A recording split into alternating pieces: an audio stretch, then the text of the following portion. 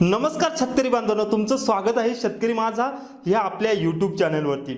शेतकरी बांधवांनो, वेगवेगळे पिकं आपण करत असताना या पिकांना कोणत्या अवस्थेत कोणती खतं द्यायला हवी, कोणत्या स्टेजला कोणती ग्रेड चांगल्या पद्धतीने काम करते, या सगळ्यांची पूर्ण माहिती मी तुम्हाला या व्हिडिओमध्ये देणार आहे। तर चला सुरू करूया।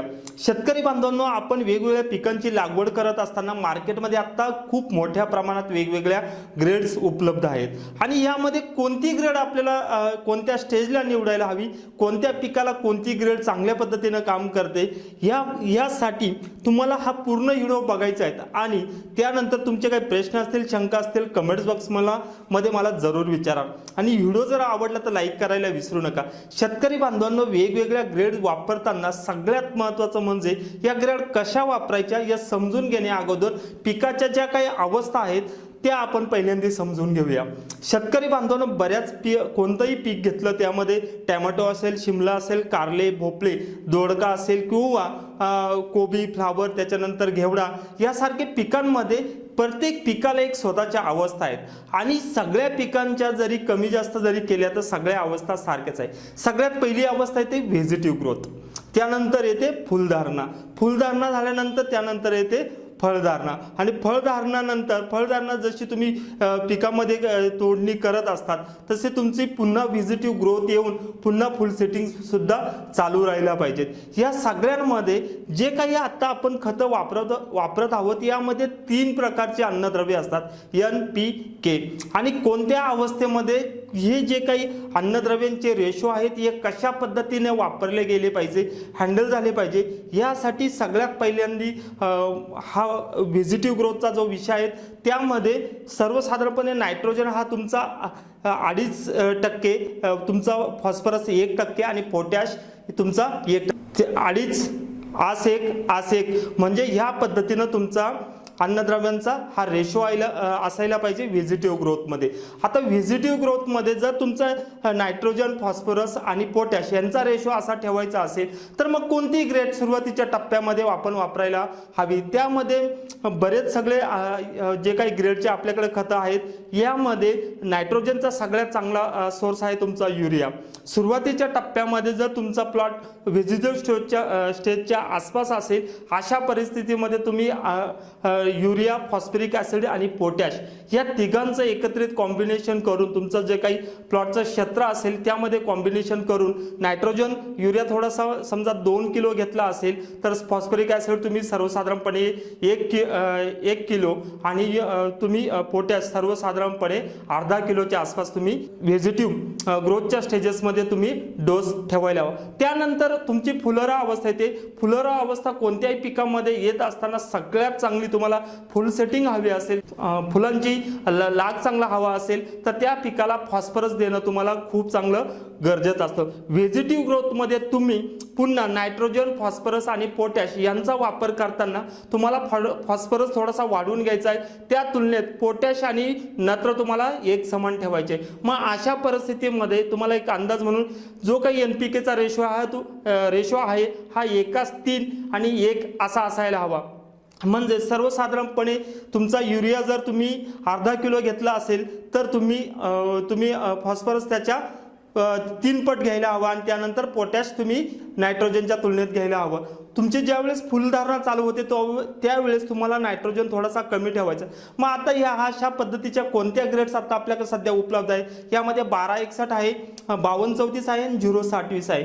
जर तुम्ही 1261चा वापर करत असाल तर 12% त्याच्यामध्ये नायट्रोजन आहे, फॉस्फरस तुमचा 61% पर्यंत आहे आणि त्यामध्ये पोटॅश नाही। जर फुलधारण्याच्या ह्या पिरियडमध्ये तुम्ही 1261 सर्वसाधारणपणे 2 किलो आणि पोटॅश अर्धा किलोच्या आसपास जर तुम्ही एकरी प्लॉटला दिले तरी सुद्धा तुम्हाला खूप चांगल्या पद्धतीने त्याचा फायदा होऊ शकतो। त्यानंतर फळधारणा सुरू होत असेल अशा परिस्थितीमध्ये तुम्हाला नायट्रोजन परत कंटिन्यू ठेवायचं आहे आणि तुम्हाला पोटॅशची मात्रता वाढवायची। मग पोटॅशची मात्रता आपल्याकडे कोणतं आता सध्या ग्रेड सर्वसाधारणपणे 13-0-45 13-0-45चं तुम्ही ज्यावेळेस तुमची फळ सेटिंग सुरू आहे अशा परिस्थितीमध्ये तुम्ही डोस देऊ शकता। मग 13-0-45 सर्वसाधारणपणे तुम्ही 2 किलो घेतलं तर त्यामध्ये फॉस्फरस तुम्हाला सर्वसाधारणपणे एक फॉस्फरिक ॲसिड जर घेतलं तुम्ही अर्धा ते 1 किलो पर्यंत तुम्ही वापरू शकता।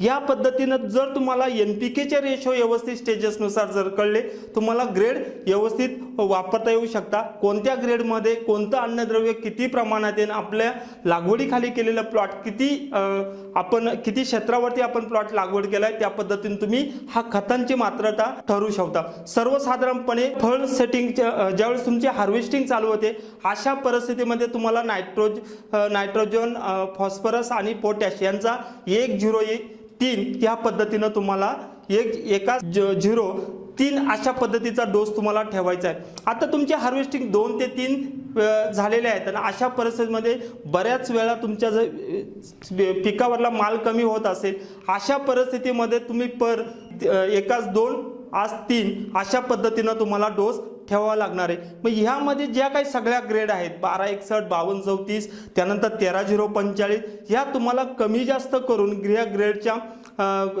जो काही NPKचा रेशो आहे या पद्धतीनं वापरायला हवं। त्यानंतर सगळ्यात महत्त्वाचं तर येतं सेकंडरी मायक्रोन्यूट्रन। सेकंडरी मायक्रोन्यूट्रनमध्ये येतात तुमचे कॅल्शियम, मॅग्नेशियम, सल्फर। सगळ्यात महत्त्वाचं म्हणजे जर तुम्ही फर्टिगेशन सुरुवात करत असाल तर सुरुवातीला तुम्हाला कॅल्शियम नायट्रेटच सारखं खत सर्वात पहिल्यांदा देऊन तुम्हाला फर्टिगेशनला सुरुवात करायची।